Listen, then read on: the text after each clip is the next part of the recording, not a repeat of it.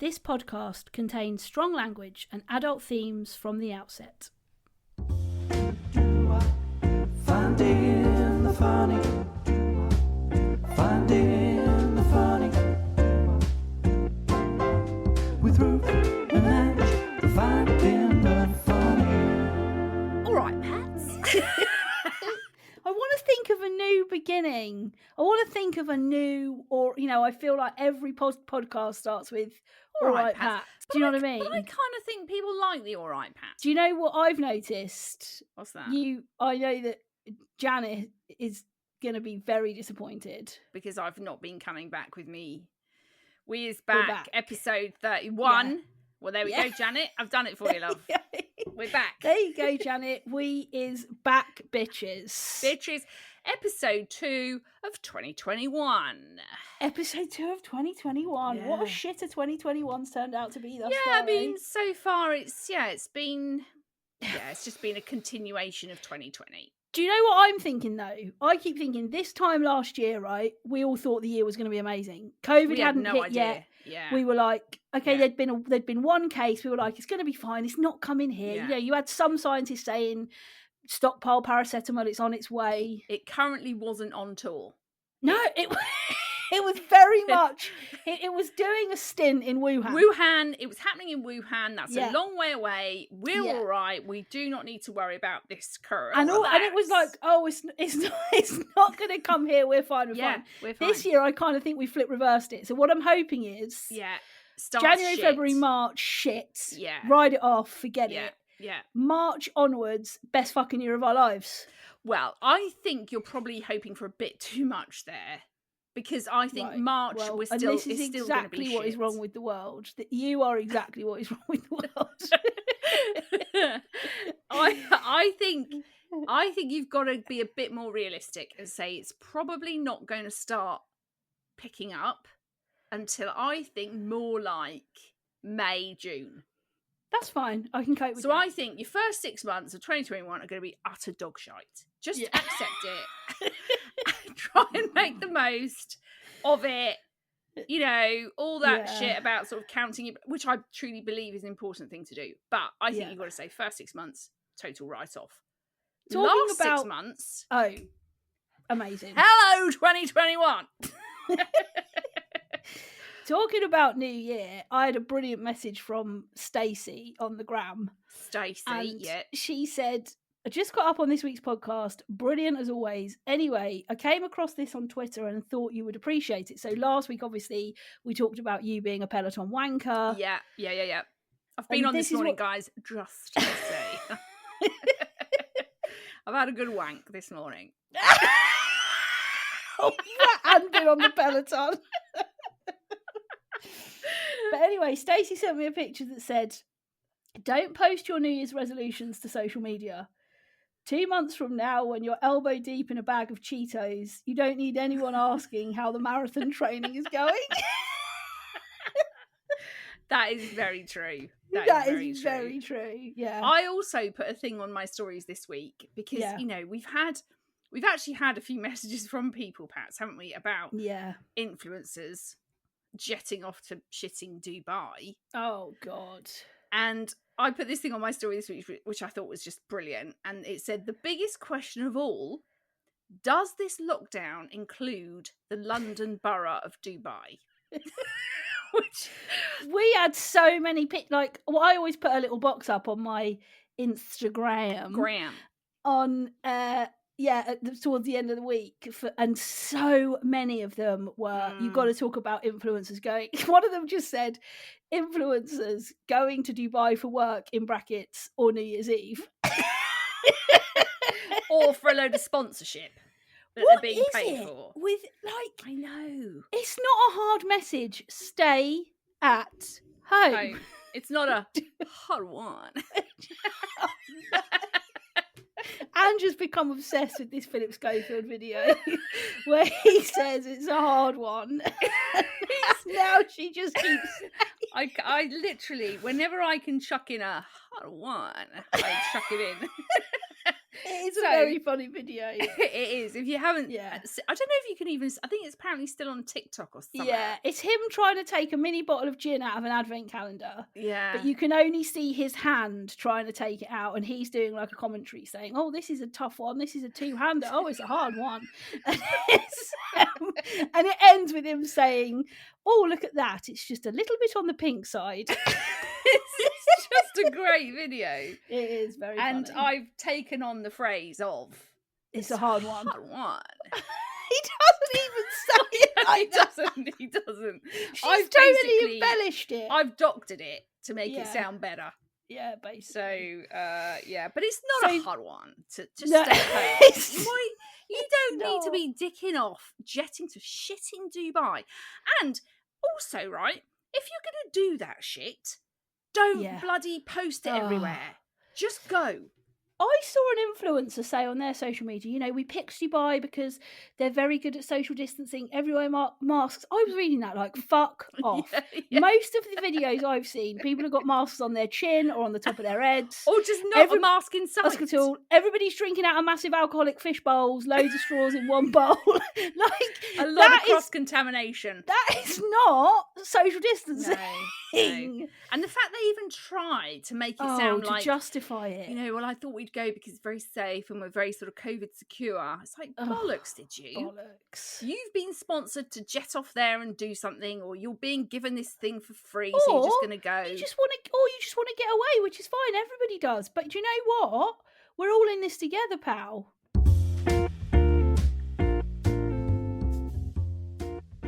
And the other big thing we had to talk about this week, right at the top of the show, is the things that are going on in Margs and Mal's abode. Yeah.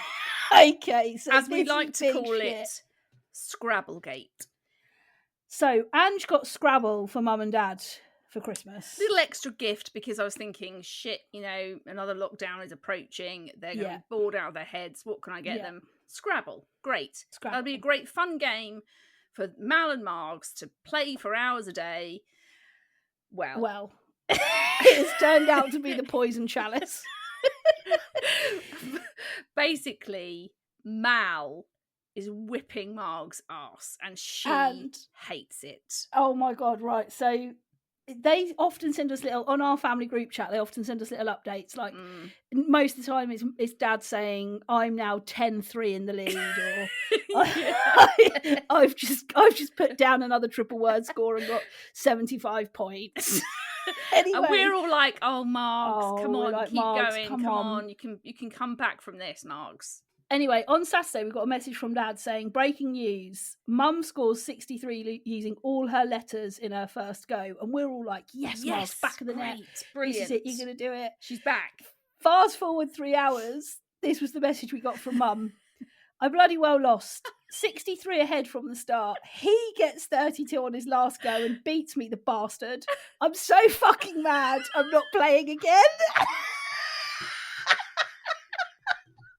And the thing is, you can imagine, like I can just see Mum just like losing it. Yeah. Apparently she scribbled all over the scorecards. Yeah. And then she went to unload the dishwasher and chatted to the dishwasher about how annoyed she was. And then posted on our chat so that we were all aware of the current Scrabblegate situation. So this week we want to hear your best bad loser stories. As always, you can find us on Instagram. I'm at Ange Corden. Patty's at Ruth Corden. Don't forget, we're now on Facebook. Yeah. Search Finding the Funny Podcast. We do a lot of interaction, so come along and join us for the ride.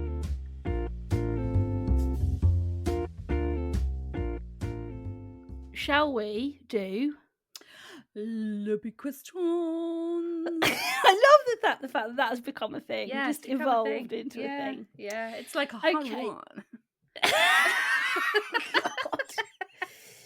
Okay, this came in from Hayley on the gram, and she said, how important is it to arrive on time for stuff?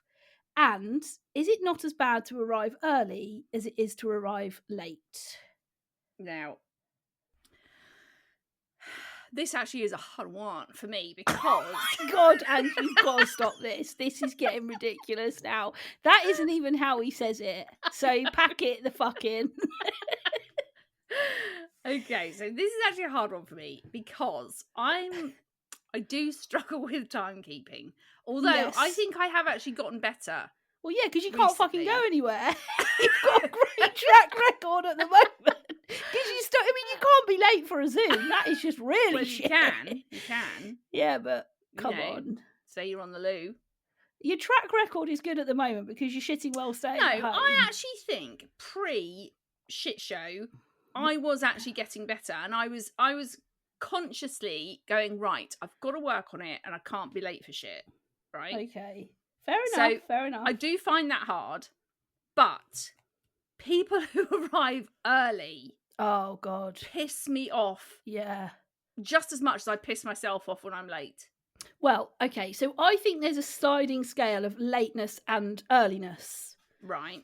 I think if you're going to meet someone at 7:30 and you're there at 25 to, or just Yeah. after 25 to, that's not late. Exactly the same as if you arrive at like 25 past. Yes. Like, yes. Agreed. If you're hosting a dinner party and somebody rocks up at 7:25, cool, no probs, and you come, hi, how you doing? You know that people are going to be mingling. Yeah. That's your mingle zone. If you're going to meet at 7:30 and you rock up at 10 to 8, that is out of late. order. That is disgusting. Same the other way round. Oh God, yeah. Somebody rocking up to something at 8:10. Yeah. It is bollocks. 8:10. Do you mean 7:10. 7:10? 7:10. I mean that because it's just awkward, isn't it? Yeah, it is. It's like, hang on, you weren't supposed to be here yet. For another at least 15 minutes. At and you're least. And you're Yeah. here 20 minutes too early. That really does annoy me. And Probably me. because I think a lot of the time, that's your point where you're running around doing last minute. If Agreed. you've got people coming over, Agreed. that's your sort of 20-minute Yeah. window of shit, I've got to put all those shoes away, or I've got to put the coats up, or I've got, Yeah. all that other stuff. Someone turns up at your door 20 minutes early. I mean, Yeah. no thanks. Do one, Sandra. Or it's the time that you're thinking, it's okay, I'll have a quick poo. Yes. 20 minutes till somebody. I mean, yeah. our downstairs loo is right by the front door, as Same. is yours. Yeah, So you're same. thinking, it's got 20 minutes, quick poo, I can open the window. Yeah, let a it'll bit be of air totally fine. through. Yeah. While you're in the toilet, you hear a knock at the door. I'm like, oh God, Matthew, can you get that? The hallway's going to stink. Great, thanks a lot. Thanks a lot, you bastard. Do you find as well, Pats? Because you're literally your downstairs toilet is pretty much in an identical place to. Yes. I assume a lot of people have their loos in their sort of hallways, hallway entranceways. porches, all of that stuff. Yes. Have you had it when you've been doing a poo?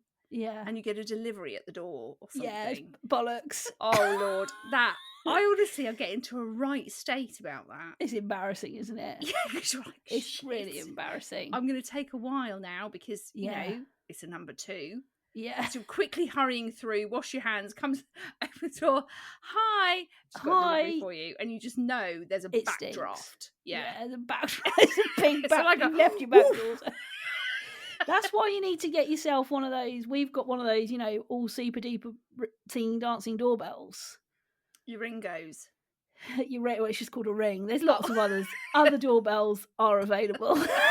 But because what do you do then? You just say to them, just leave it on the door. Yeah, so the delivery, and then you can speak to them. So if you're sat doing a poo, you just press the green button and say, thanks very much, I am in. Can you just leave it on the door? And they're like, yeah, no problem. Right. And then off they go. I mean, a lot of delivery guys are doing that now, and they just don't give a shit now, do they?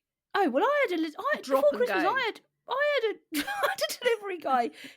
I watched him on our doorbell because it gave me an alert that there was a motion. He literally threw the package. He threw the package outside our front door. Didn't knock or anything, just threw it. So I called him back. He was well pissed off because I wasn't in. I said, excuse me, mate, I'm not in. And he went, oh, well, can I not just leave it there? I said, no, because it's right outside the front of my house. And then he went, well, what do you want me to do with it? I said, I don't know, maybe knock on a neighbour's door. Which one? Leave it somewhere else. There's 3 other neighbours you've got along here. I don't mind, you can take Pick it. one. Oh, God, this is annoying. And then he went, I hate these doorbells. I picked up the package. I bet they do, yeah. Yeah. Because in these COVID times, they've been able to literally drop dump and go. Dump and run. They've literally dumped on your doorstep and run. Basically, that is what they've done. Yeah. I think I think, and look, they are a key worker. They are helping us out during these COVID times. Yeah, but I keeping think the economy going. There's a part of delivery drivers that are like, this COVID shit is great. Yeah, works they in my can favour. they can dump and run. Yeah, there's unless you've got a Ringo. Unless you've got a ring and you call him back, because he threw it, and I was like, "Excuse me," and you could tell he was well pissed off. He was really annoyed. He was thinking, "Oh shit, they've got one of those video ones." Yeah. So, but yeah, I think the arriving early, I definitely think. I mean, I would put that in dickish behaviour. And I'd put it in the same camp as being late. If you're too early, that is just as bad as being too late. Yeah. Yeah. In my opinion. Yeah, so we agree, Hayley. Yeah, very much so. Okay, so my shitting tips for this week are perfume / aftershave adverts. Very specific.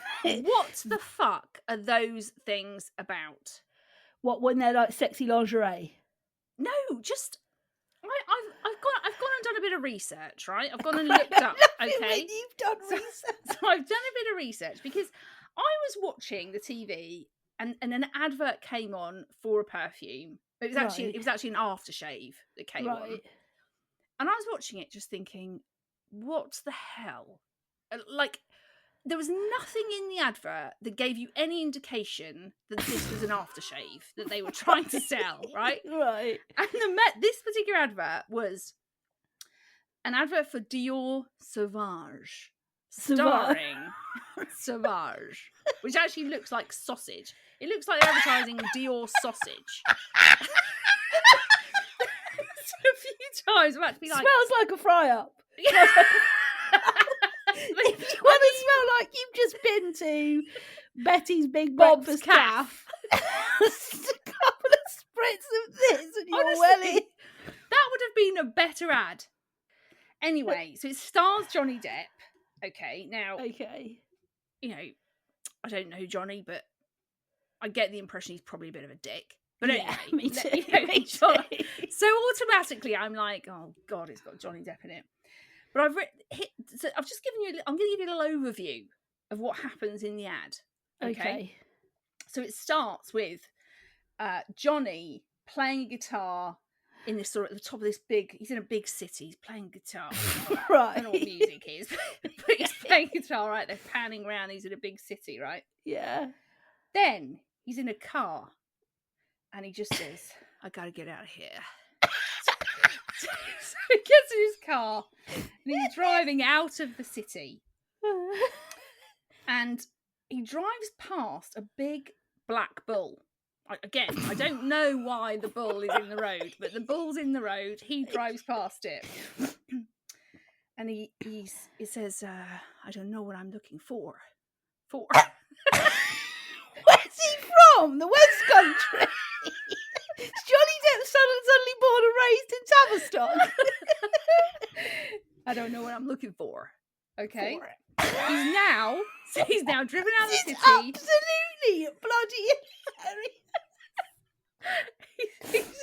he's driven out of the city. He's now in the desert, right? Right. He pulls over in his car and gets out and he pulls a shovel out of his boot. What's he gonna do? Bury a body? He starts digging in the desert with this shovel, right? He then rips off these like chains he's got on around his neck, takes them off, right? Oh my God, I am dying here. This is hilarious. Rips them off, necklaces, he's got a couple of bracelets on, he takes them off. And then he just goes, "I can feel it. It's magic." And the ad ends. That is the advert for sausage. Dior sausage. Yeah. I mean, what is that about? What is he doing in that advert? What is that about? There's no reference to the scent. There's no reference to, I don't know. Do you think, going back to last week's episode, do you think he also got Permission Impossible for Christmas? Oh, for sure. so shiz. And he's looking for good metal detecting places. I think absolutely that is what's happening. I think the only way we can describe this is that his parents, like Daisy May Cooper's, Yes. got him permission impossible. Yes, and he then And thought, I've got to go out to the thinking, desert and "God, dig. I've got to find some good Yeah. metal detecting places. Yeah, definitely. And while That is I'm what's at happening. it, I'll hope that Dior sign me Yes. to advertise their new perfume sausage. Yeah, there's a lot of weird advert shit. Another one Yeah. that I watched was this one. I think this one might be one that a lot of people recognise actually. It's La Vie est Belle. And it's got Julia Roberts, who's your main woman. Oh, yes, You I know, know that one. She walks into this room, she's got this white dress on. Yeah. They're all like, you know, the women especially are all glammed up. Yeah. You know, got some glittery, sparkly dress on. She walks Yeah. into this room and everyone's like tied, their hands are tied with like diamond encrusted ropes. Everyone in the room, including her. This one. She breaks the ropes. She breaks free of those diamond encrusted ropes and then walks up some stairs. And then that's it. And that's Is the end of the Is advert. that for the perfume that's shaped like a shoe? Oh, I don't know. No, Have I you don't think it is. Have you seen that one though? Like, there's this perfume that the bottle is like a big stiletto shoe. What? Yeah, it's like this big gold with a massive heel stiletto shoe, and the like spritz thing comes out of like the heel bit at the good top. God, I mean, what a pile of tits. That is, and you know that people will be like, "It looks so great on my dressing on my table." dressing, yeah, on my dresser. It- Yeah, it smells the like shit, packaging. but it looks great. It smells like sausages, but the packaging is to die for. It's so I just amazing. love it. I just Yeah. love it. Did you? I also, whilst I was doing my research, did you know that Nicki Minaj had a perfume out? And Did was she? called- right, wait for it, right? Her perfume was called Menajesty, right? The advert, honestly, the advert is comical. Why didn't she call it Menage a Trois? Yeah, well, that means But something else. name. doesn't it? Menajesty, and the tagline for the perfume is "Believe in your queendom." She's made a word up. She's done a lot of weird shit in that advert. I tell you, there's a white horse Believe in your trotting queendom. around. Believe in your queendom. Menajesty. Did you know that Nicki Minaj, as part of her rider, she has to have the room temperature has to be bang on like 15 or something. It can't Does be a not surprise centigrade. me at Like, all. what? Yeah. How do people get into that shit? I know, exactly. Like, At how what do you point? become? Yeah. Yeah. Do you go, right, I am now Menage, I'm gonna own my queendom. whilst wearing Menajesty, and that I- room is going to be at 15 degrees, not a degree over or a degree Like, under. crazy. Yeah, she's lost it, hasn't she? The woman has lost it. She has absolutely She has lost it. it. And I think probably the start of the downfall was with Menajesty. I think the minute she thought, I'm going to do a perfume, call it Menajesty. Do you know That's what it. though? You can imagine, can't you? Whoever came up with that name, whether it was her or someone in her team, Yeah. she would have just gone nuts for it when she heard it. Oh, She would have just absolute loved it. Nuts. I think she'd have pulled a Strictly Before Christmas falling on the floor. Oh, for sure she would have. Yeah. She'd have been She'd have so passed out. Yeah. She'd have been so happy Yeah. with that. Yeah. She'd have Like- probably done a bit of dry humping on the floor as well. With her big booty. Big booty. Well, that is a very funny what gets on my shitting tits. And honestly, today. if you see any let us perfume know. aftershave ads that are just randomly, I mean, most of them Yeah. are, but you know, I'd Let's see love this some week. feedback. Let's see this week on the gram, Ange, who can see the shittest aftershave Yeah. or perfume ad, Yeah. and let's document it.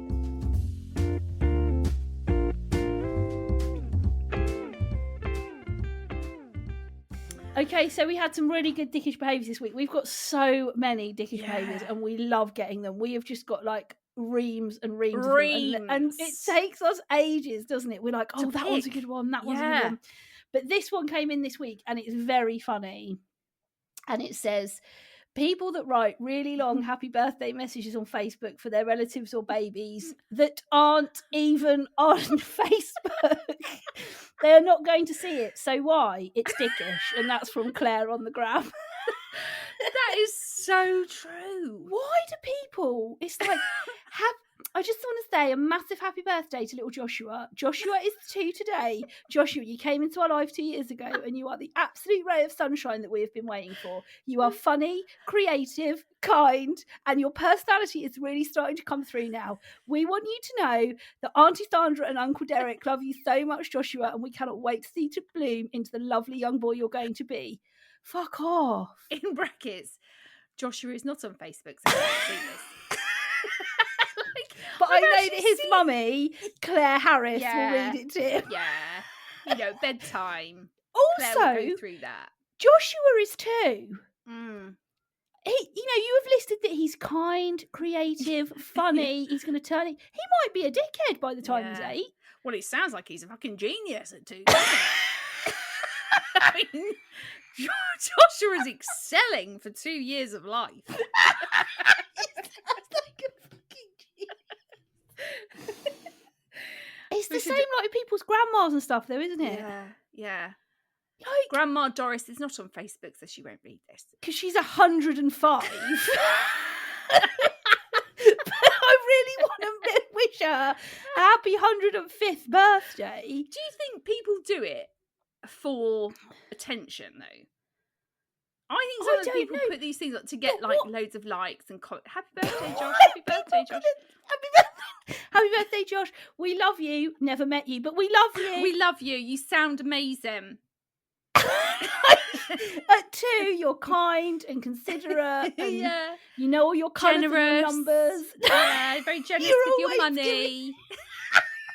You're always giving your money to the homeless people in the streets. Well done, Joshua. Well done, Joshua. Hashtag be more Josh. You could chuck those in all over the shitty place, couldn't you? They do, don't they? Yeah. I also think as well, I think part of it is sort of it's sort of their own need, isn't it? Rather than, I mean, Joshua doesn't need to know that you think he's kind and I mean, tell him. I tell you what, when you drop his birthday present, FaceTime him. Yeah. He's probably got his mobile on him. He's probably got an iPad already. He's that much of a genius. Phone him up. Tell him how much you think he's great. Yeah. Or here's an idea: write it in his birthday card. Exactly. That he's going to get forever. Yeah. I mean, he probably won't. I don't need to know what you think about Joshua. No, Auntie Claire. Via the world of Facebook. So yeah, we agree with you, Claire. It is dickish. It is. And a dickish behaviour we had came through from, is that Janie or was that supposed to be Janet? No, Janie. Oh, Janie, nice. Came through from Janie on the gram, and she said, dickish behaviour. When you give your point of view to someone, explain it all out, and they say, yeah, I see your point, and then more or less repeat back to you exactly what you just fucking said. Dickish. That is so true. Like, you go through explaining why you think that, why you think, your opinion. the NHS is overwhelmed, we've got to stay at home, it's really important, and the person goes, that's true, because the NHS is really overwhelmed at the moment. I'm like, yeah, for fuck's sake, mate, I actually just said that exact line. Like, think of your own shit. Yeah, come with your own opinions on that, John. I tell you what made me laugh, though, when I was thinking a little bit more about this yesterday. Have you ever, I think I saw something go round about this on Twitter. Have you ever tried to tell someone that you've got the best local Chinese restaurant? Because you watch somebody puff their chest up. People can't let it go.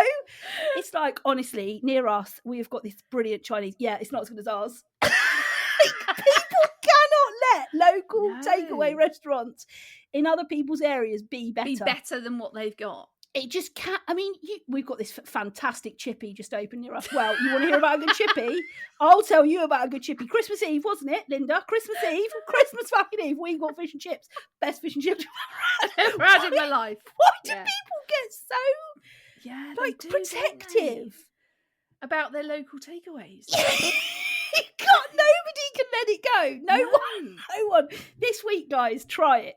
Just say to somebody on a FaceTime or a Zoom or a phone call, I had a great Chinese, and just watch the look in their eyes, predominantly men, I would say. Yeah, men are very territorial about that shit, aren't A they? lad thing. Yeah. But it will create a complete like debate. Yeah. And people will start saying, when we can, you come round mine and we'll test it. We'll do a test. We'll test it. Yeah. And the thing is, even if you did the test, you're not going to back down. No. You're not going to suddenly eat it and go, actually, yours is better. China Garden is better than ours. Yeah. You're right. You're going to say, nah, not a patch on my mate. That is absolute shit. That is greasy. That is grease. It's not warm. It's full of additives. Yeah. My Chinese beats that hands down. Yeah. So so I got thinking about that this week. Yeah. Keep your own Chinese. We'll keep ours. But yeah, we're with you, Janie. I know I went a bit off piste there, but we're with you. When you give a point of view to someone, they just repeat it. Yeah. And you kind of look at them and just say, yeah, I just said that. That's exactly what that's the like, point. Why of are you just repeating it? Yeah. Come up with your own stuff, or just go, yeah, that's true. I mean, that's it, isn't it? Either come up with your own stats or your own things you want to stats, nice, either come up with your own research, or the conversation could just end. Yeah, that's true. Yeah, actually, right. You've got a good point. You've nailed that. I don't need to add anything to that. Actually, you've that is spot on. Or you could even say, yeah, that's what I was going to say. Yeah. That's it. Yeah, exactly. Yeah. So, Janie, we are with you. Yeah, very much. Very dickish. Very, very dickish. Very dickish.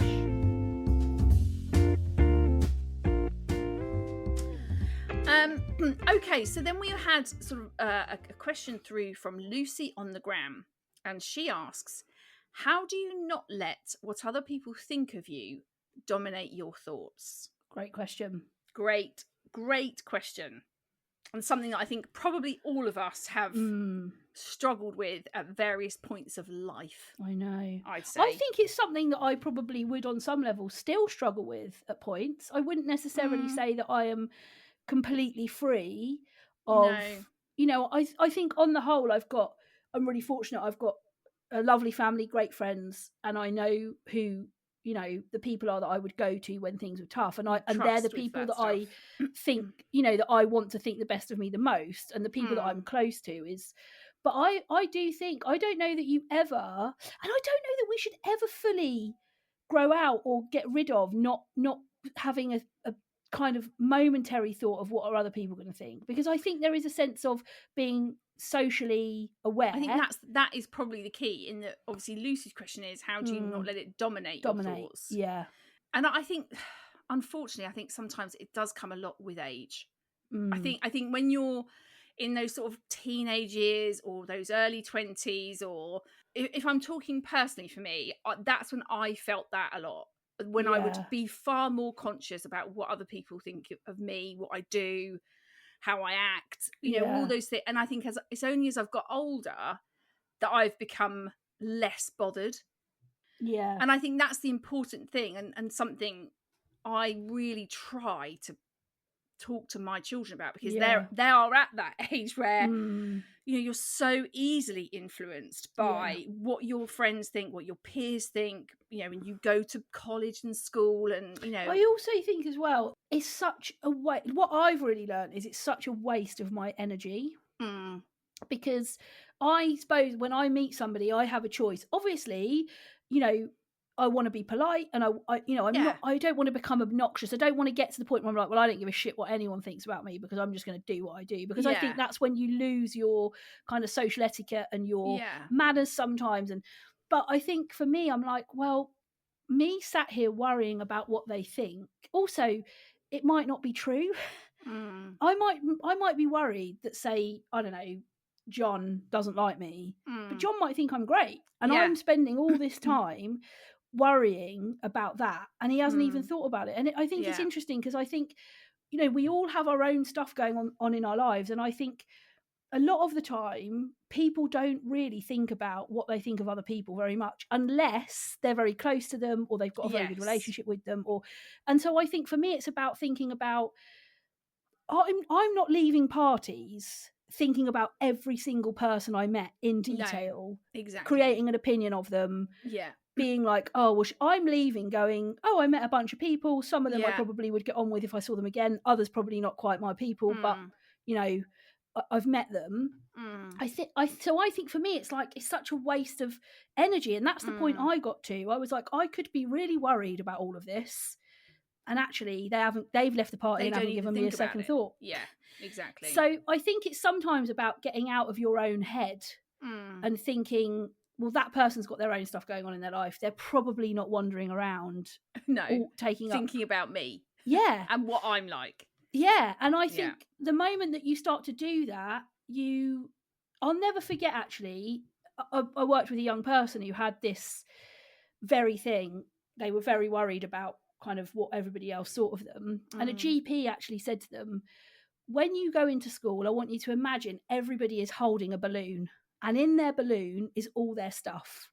And a minute percentage of that balloon might be about you, but the world doesn't revolve around you. And that's quite a harsh thing to say, but it was his way of sort of saying, they've got their own balloon they're carrying. Like, don't waste your time at school getting anxious about what others might think of you. Just focus on yourself.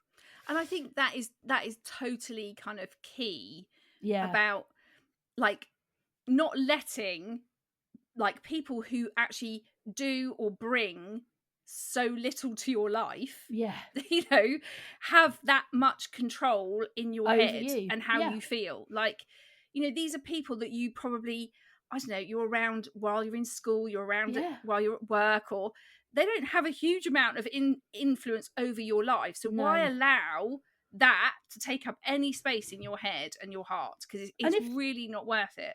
And if they do have a big influence on your life, ask them. Yes. If it's somebody you're close to, say, look, I'm getting a bit of a vibe that things have changed, or, you know, you're perhaps things feel a bit different, or just say, what do you really think about me? Like, I think it's really important to have, like you said at the start, perhaps those people in your life that you can go to and talk to about things about yourself, and ask them, and know you're going to get an honest answer, reply, feedback, whatever it is.